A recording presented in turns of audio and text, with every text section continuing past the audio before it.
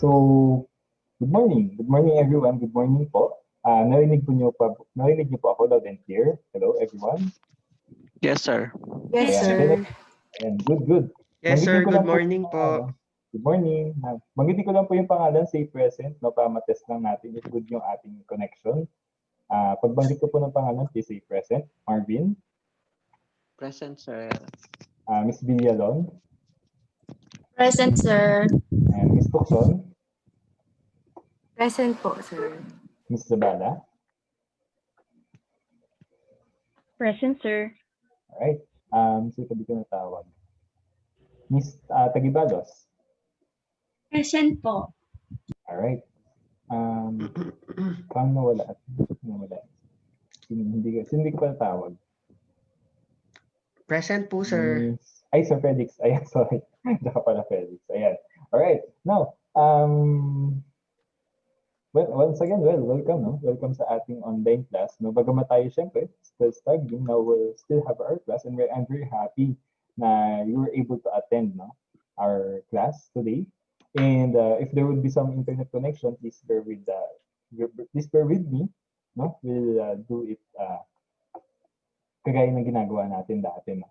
Now, for this morning, we'll be discussing about the psychosocial stages of development. Previously, no, tinalakay natin yung theory ni Freud about the psychosexual theory of development. And this is a theory that is related or extension ng theory ng development ni Freud, the 8 psychosocial stages of human development. Now, as human students, I believe that this will be very much helpful sa inyong future career. And click present now. Ay, sorry. Ayan. So I believe this will be very much helpful sa inyong future career, no, as humanities and social science students, no? Right. Now for this morning, our objectives would be the following, no? At the end of the lesson, you'll be able to identify or determine or name the 8 different psychosocial crises with at least 70% accuracy. Then second, you'll be able to reflect on how the psychosocial crisis affects or impacts your childhood development. Kayo bilang mga bata din mismo, naging bata tayo, di ba?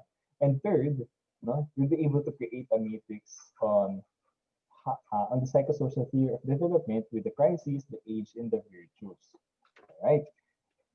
And as we proceed, no, for this topic, no, we have a cute activity lang dito. I'll be presenting some of you statements, no? So, and you just see if whether it is a fact or a bluff. So, like this one, no? The number 1. So, because an infant is utterly dependent, developing trust is based on the dependability and quality of the child's parents and caregivers. So, Felix, what do you think is this? Is it a fact or a bluff?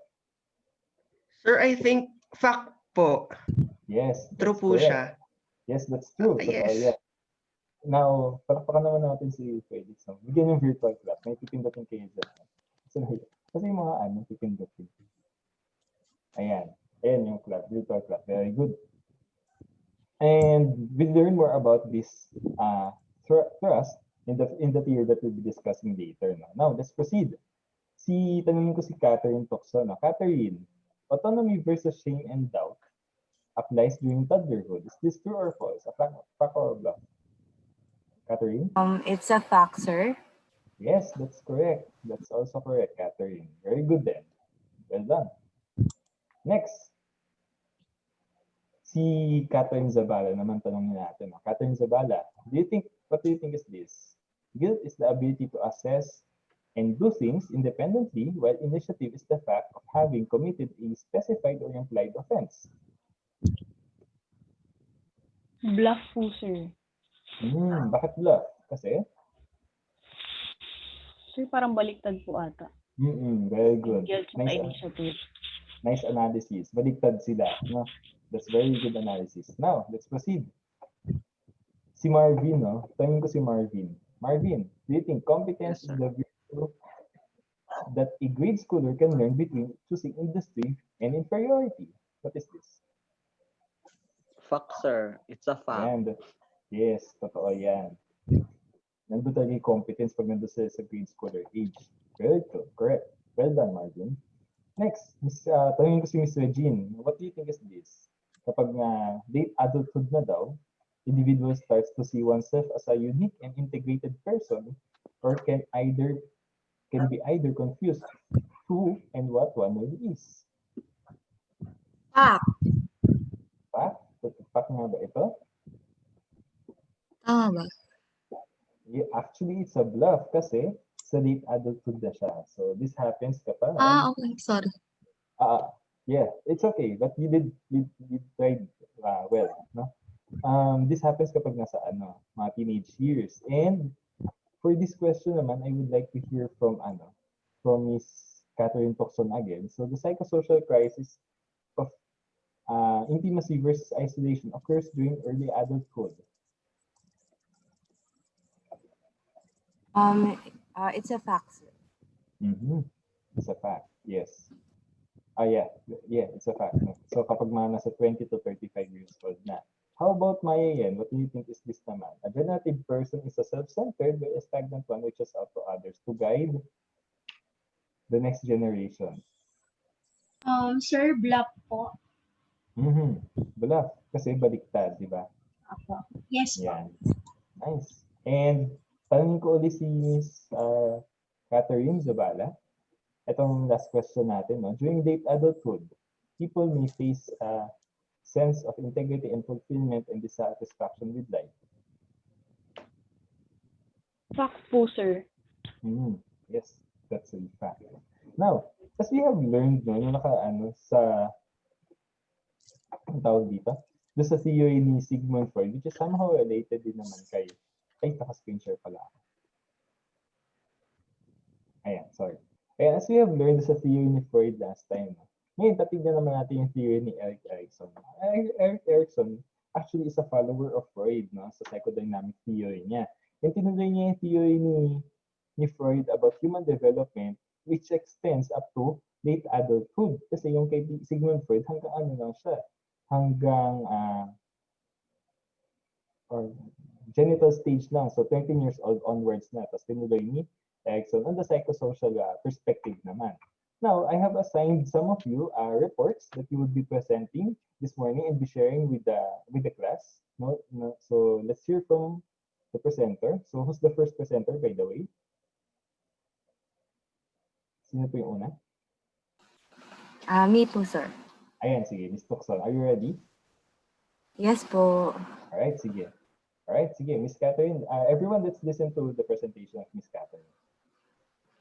Okay, good morning, sir, and good morning, classmates. So today, I'm going to report to you the first and second stage of Erickson's psychosocial development.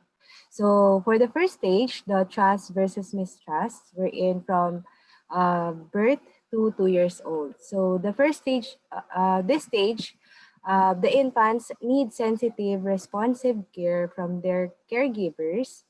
So the child develops the belief that the world is basically a good place and is hopeful and optimistic when their needs are adequately met. So in this stage po, no, may mga needs po yung mga babies, most especially yung mga babies, no, yung needs nila yung pagkain, yung pag inaantok sila para pag inaantok sila, and then kapag dumumi sila, no, we have to change their diapers. So, as their means of communication po, no, umiiyak sila.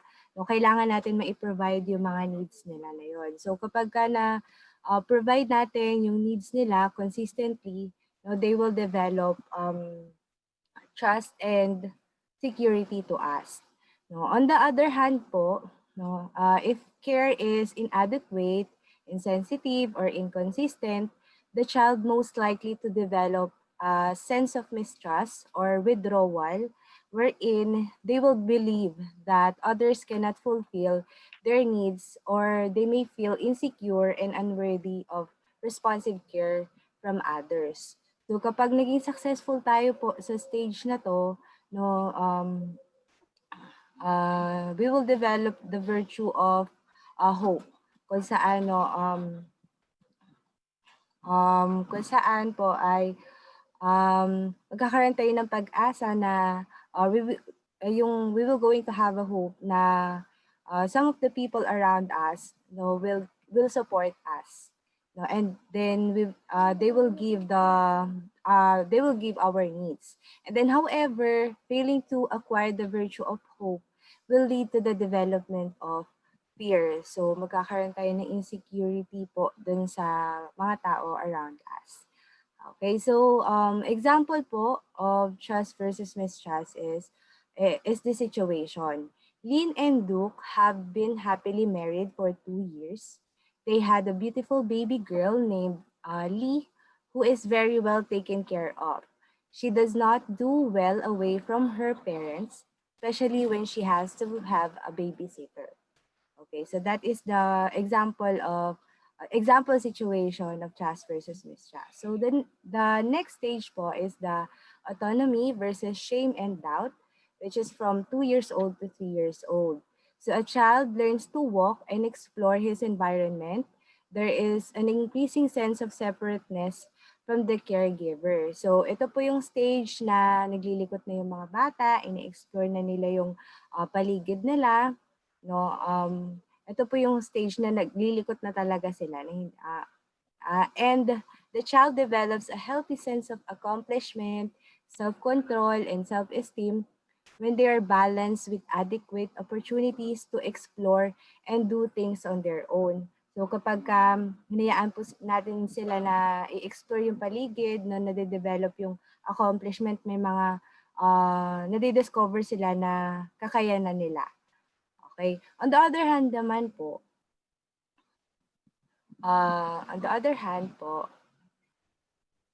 next po, sir. On the other hand po, if the child is overprotected or constantly inhibited and reprimanded, no, pinipigilan natin sila mag-explore, lagi natin silang sinisita kapag may mga ginagalaw dun sa mga sa paligid nila, no, they will develop a sense of doubt. Okay, success in this stage po will lead to the virtue of will, no, kung saan they will discover new things,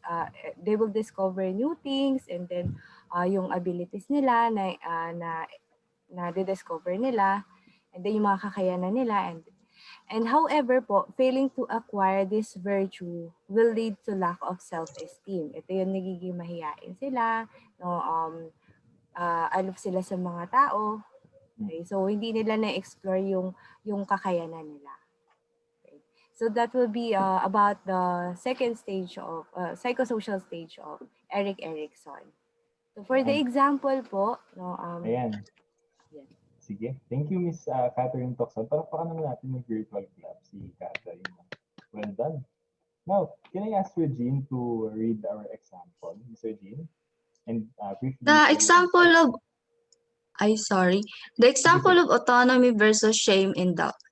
Brittany was very independent. She could dress herself and feed herself. Brittany would often go into her room, play with her toys.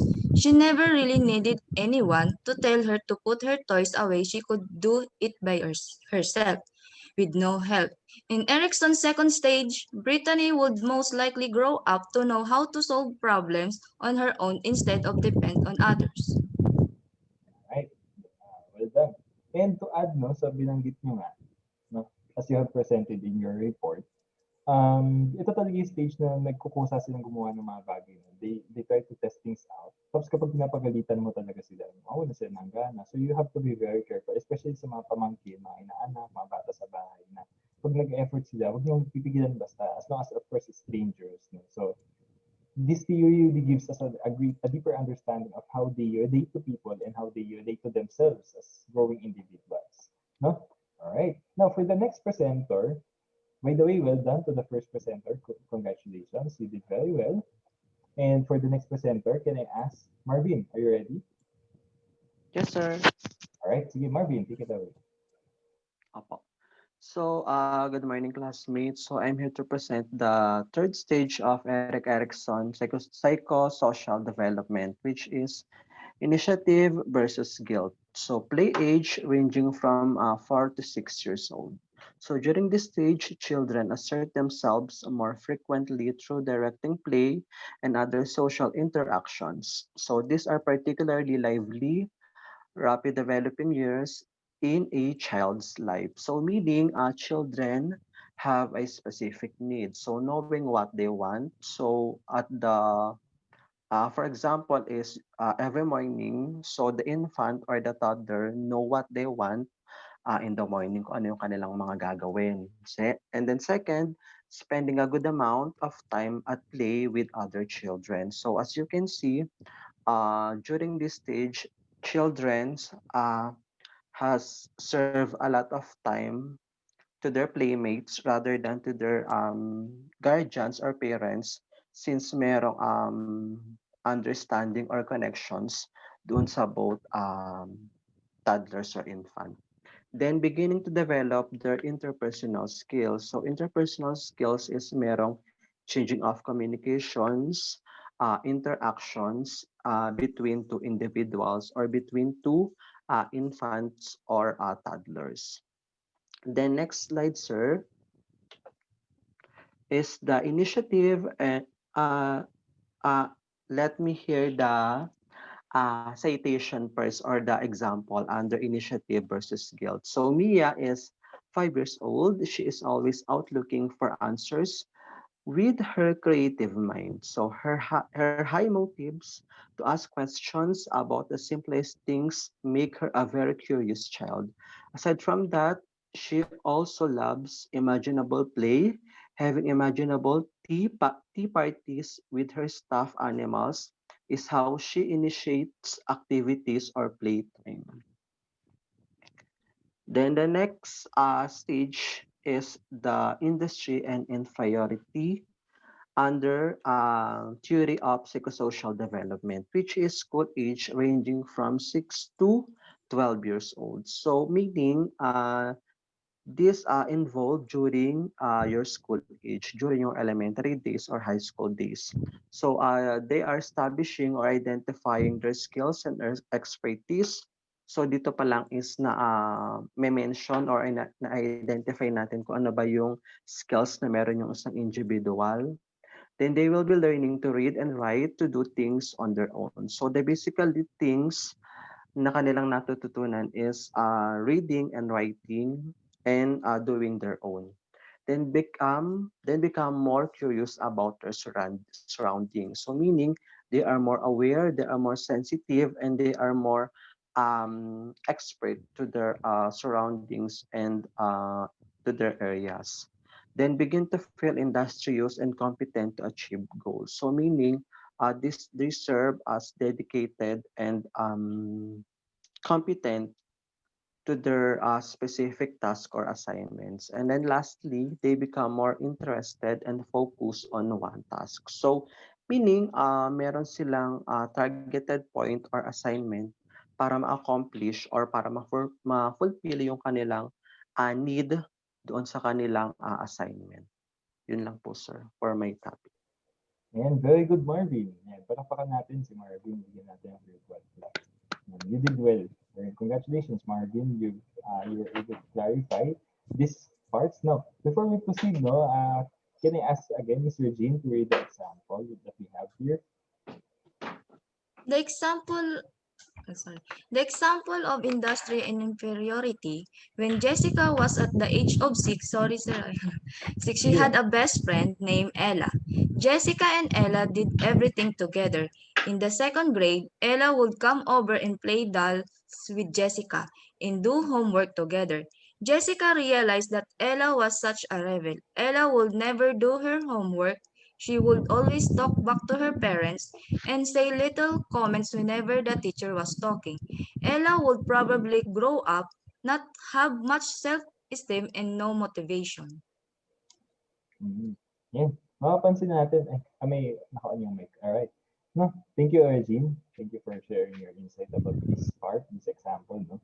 And we can notice, no, kapag nasa ganitong edad na yung mga bata, yung 3 to 6, yun yung parang they try to engage with other people and with their playmates specifically. And the industry versus inferiority, and this is a school age, so they compete, no? Nakikipagpagalingan na sila, palakasan, sa mga games, school, sa academics. Tapos dito na hone yung kanilang tetawag na breach of competence nga. So, That's just additional insight to the presentation. Very good presentation by Marvin. So once again, well done, Marvin.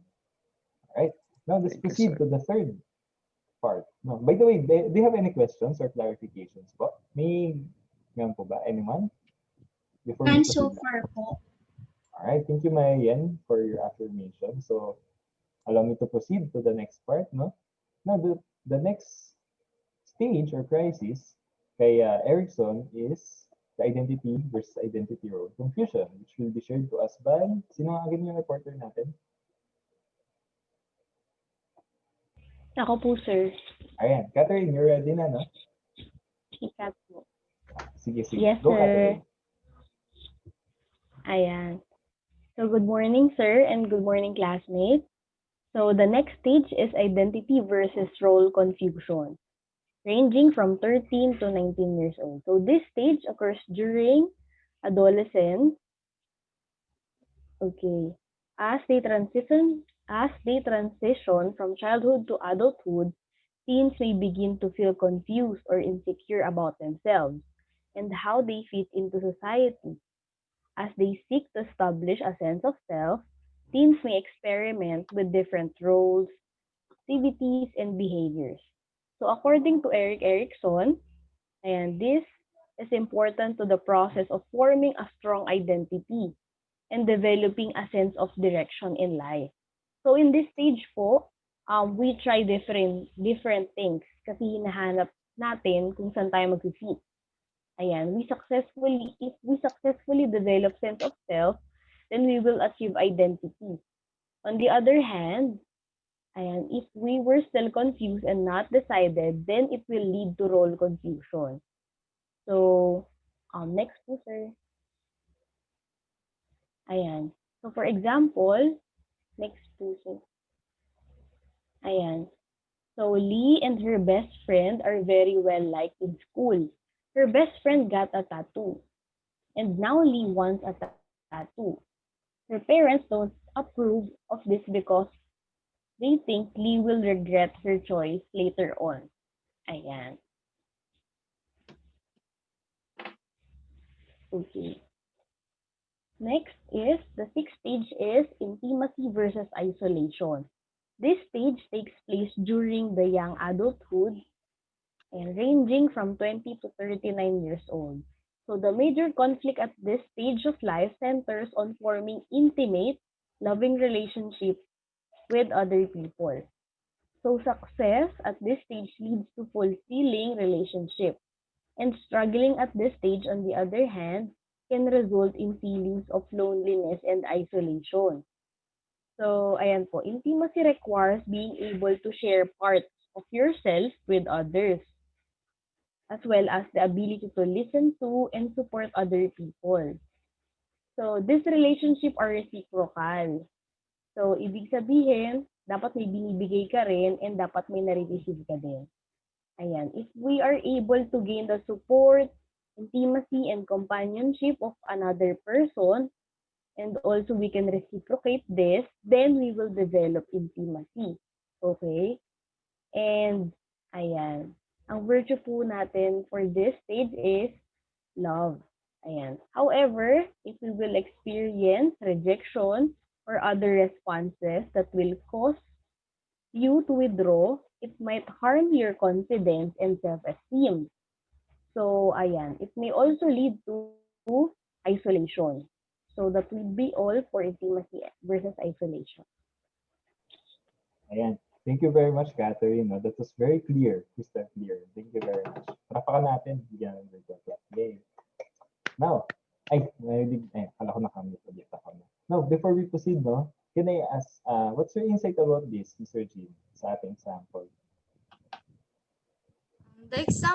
The example of intimacy in isolation stage. It was about a month into Phoebe's sophomore year of college. She had met his awesome boy named Duke. He had asked her on a date and to get sushi. Phoebe was ecstatic about his new relationship opportunity. Phoebe has the chance to become romantically involved with his boy, but she had been seeking out. This gave her opportunity to commitment, safety, and love. She no longer wants to feel isolated or lonely. Ayan. So kasi sa stage na yan, di ba yung previous stage, intimacy, identity versus identity confusion, yun yung stage ninyo. Mga 13, hindi, mga 16 to 17 years old pa lang yung iba sa inyo. Iba 18. Ako 19, di ba pala? And mapapansin natin, nung tayo sa stage na pang hinahanap pa lang natin yung gusto natin. Now, when we get to the stage ng mga early adulthood, around 20 to 35 years old, hinahanap na tayo ng mga bagay na permanent. Long-term relationship, long-term work, long-term friendships that lasts for life. No? So, ganyan yung hinahanap natin pag nandiyan tayo sa stage na yan.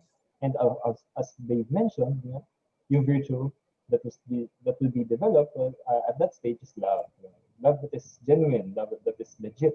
Okay? Now, once again, thank you, Mrs. Zabala, for that very clear discussion. Thank you very much. And as we proceed to the last part, no, this will be shared to us by none other than Miss Mayeyean. Mayeyean, you're ready na, no? Yes po, sir. Ayan. All right, So, go ahead. good morning, sir. Ayan. Good morning, Sir Luke, and good morning, classmates.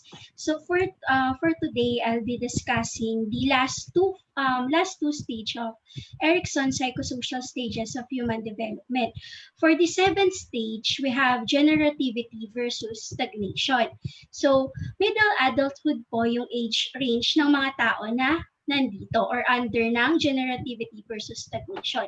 And when we are going to think about this stage, let's think of generativity as generations because Erickson defined generativity as giving back to the future generations.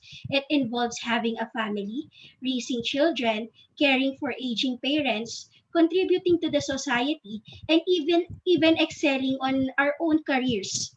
And pasok din po dito yung pagiging supportive friend natin and family member. And the virtue for this stage nga po is yung care. Kasi naniniwala si Erickson that the success in middle adulthood is providing care to their important relationships in their lives, such as parents and children. As such, naniniwala din si Erickson na kapag ka daw ang isang tao ay walang important people na pinapahalagahan or pwede rin namang wala silang means na pahalagahan yung mga tao sa paligid natin or mga tao na mahalaga sila, pwedeng magkaroon yung isang individual or makaramdam sila ng pagiging unproductive and stagnant. So, for the example po ng generativity versus stagnation, we have Jackie has been a nurse practitioner for several years. Her outlook on life and hardworking skills lead her to a huge promotion and pay raise. Okay, so let's go now on the final stage po of Erickson's psychosocial stages of human development. So we have now the ego integrity versus despair. So those people po na under ng stage na to, they are ages ranging from 65 above. So in this stage po, older adults look back in their life and reflect on whether nagkaroon ba sila ng happy and productive life. So yung mga adults na nararamdaman nila na nagkaroon sila ng productive experience sa buhay nila, they are the ones who have a lot of experience to draw upon to and even help others to support. Kaya nga po sinabi ni Erickson na yung virtue under this final stage will be wisdom. And for those older adults naman na satisfied with their life, they tend to be happy. But ito naman sa mga tao na hindi sila satisfied or sa tingin nila hindi pa rin nila nagagawa yung mga bagay na gusto nilang gawin, they are the ones to feel depressed and sad. So that ends my discussion for the two final stages of Erickson's psychosocial stages of human development. All right, thank you, Mayeyean. That was very clear. That was very concise. And we have a statement here, an example rather. No? Can I ask Regine? Regine, can you read and discuss this briefly? In ego integrity despair example, Cesar is slowly failing due to pancreatic cancer. However, it has made him treasure his life and last moments surrounded by those he loves.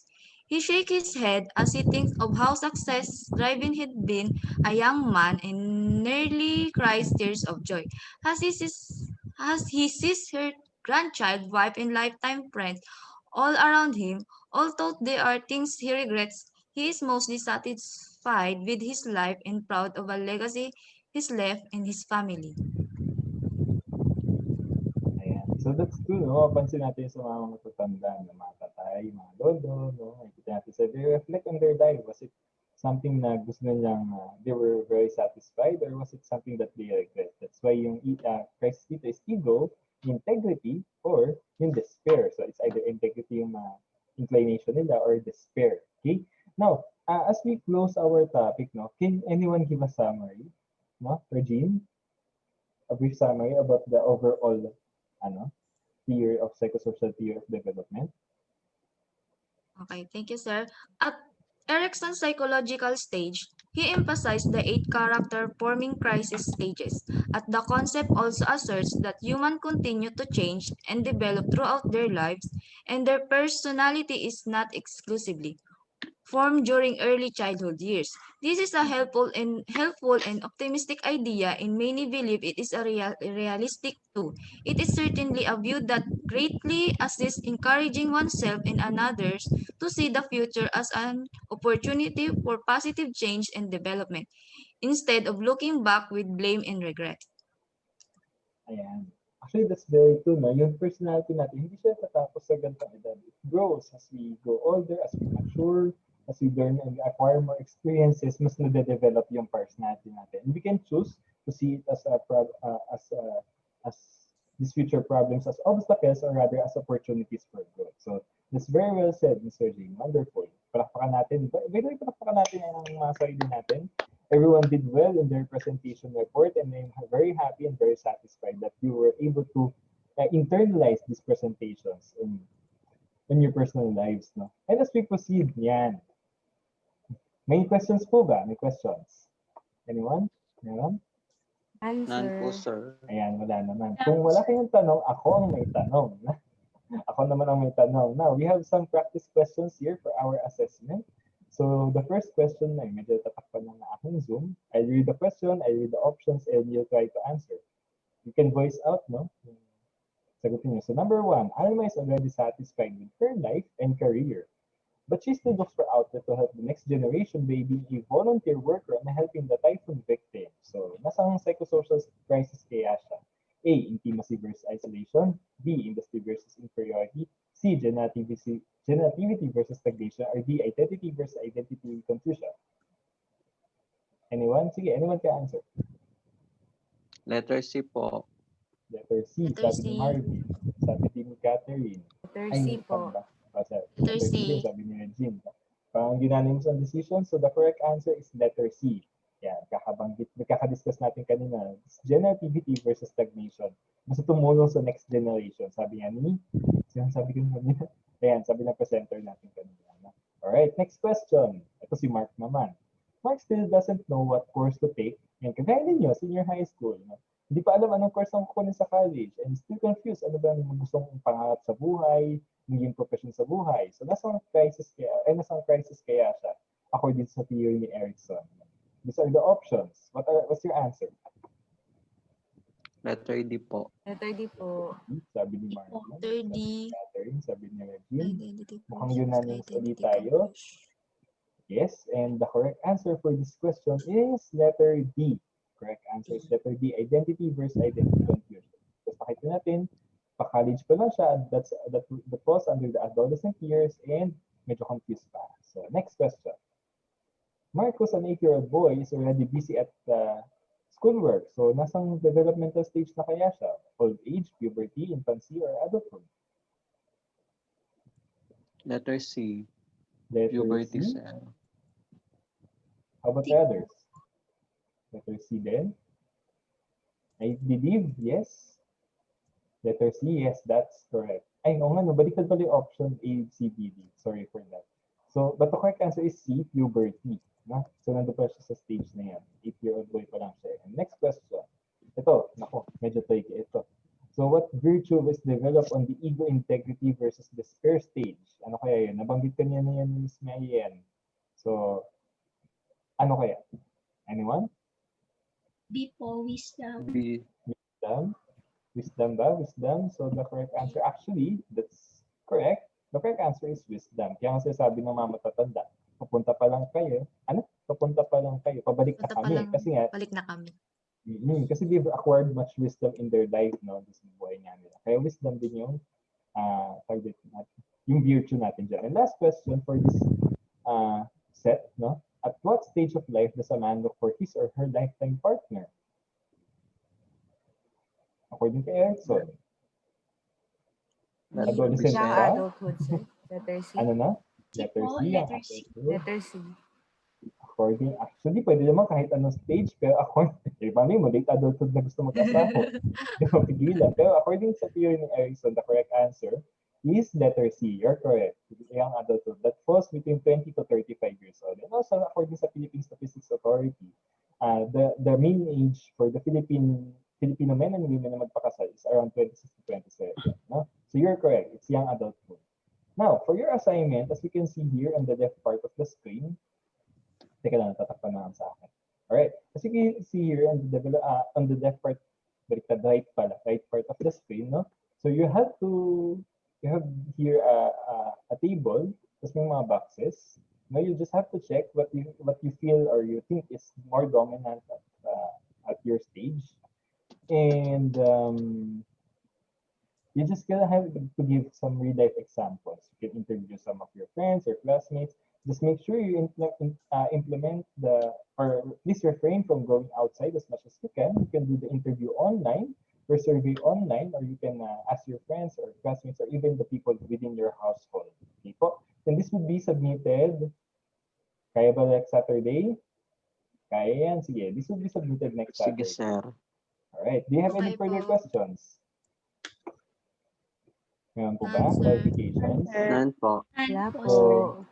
I believe today has been a very wonderful and very fruitful morning. And I hope that these things that we have discussed today would be applied to sa mga personal lives natin. So I hope you enjoyed. Did you enjoy today's discussion? Yes, sir. Yes, sir. Yes po, Parang sir. hindi Yes, naman sir. nag-enjoy. Nag-enjoy ba? Yes, Yes, po. sir. Yes, Yes po. sir. Ayan. Sinusure ko May lang. ano So, pa. May oo. So with that, thank you very much. And please keep safe and have a blessed day to everyone. Ingat po kayo. Goodbye and God bless you. Bye, sir. Bye, sir. Alright. So I'll stop recording from Wala pa.